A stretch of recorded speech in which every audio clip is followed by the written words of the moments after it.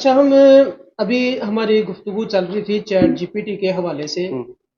मैं चाहता हूं कि आप कुछ ऐसी इंफॉर्मेशन चैट जीपीटी के हवाले से दें जो हमारे आम यूज़र हैं वो इसको कैसे यूज़ कर सकते हैं अपनी डेली लाइफ में, उनको क्या इसका यूज़ आएगा।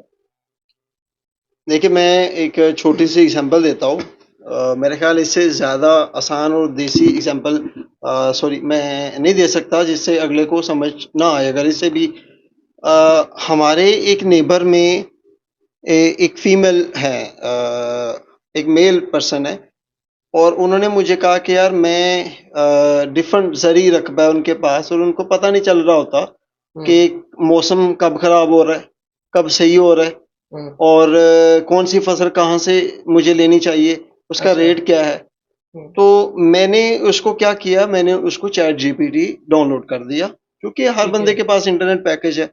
और मैंने उसको सिर्फ ये सिखा दिया कि उसमें आपने वॉइस कन्वर्सेशन कैसे करनी है, अच्छा। और वो पंजाबी में।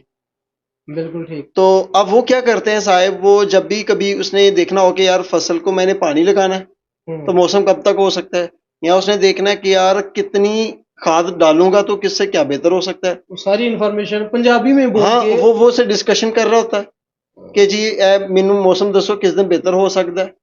अच्छा। और जी गायें ਜਿਹੜੀ ना ਉਹ सब तो अच्छियां किहड़े शहरां ਦੀਆਂ ने। अच्छा। मतलब ये बेसिक पंजाबी के लहजे में, पंजाबी की लैंग्वेज में इतने आसान अल्फाज में वो डिस्कशन कर रहा है, और बिल्कुल चैट ठीक। जीपीटी उसको उसकी मावनत कर रहा है हर एक छोटी सी छोटी इंफॉर्मेशन पे। हो सकता है वो इंफॉर्मेशन उसको जानने के लिए बड़े सारे लोगों के पास टाइम लेना पड़ता हो, पढ़े लिखे लोगों के पास, यार ये चेक करके दे दो या बिल्कुल बता के दे ऐसे। दो। तो वो क्यों ना इस चीज को अगर एक दफा आसान अल्फाज में समझ ले या सीख ले, तो हम्म। उसके लिए बहुत सारी आसानी है टेक्नोलॉजी के सही। जरिए।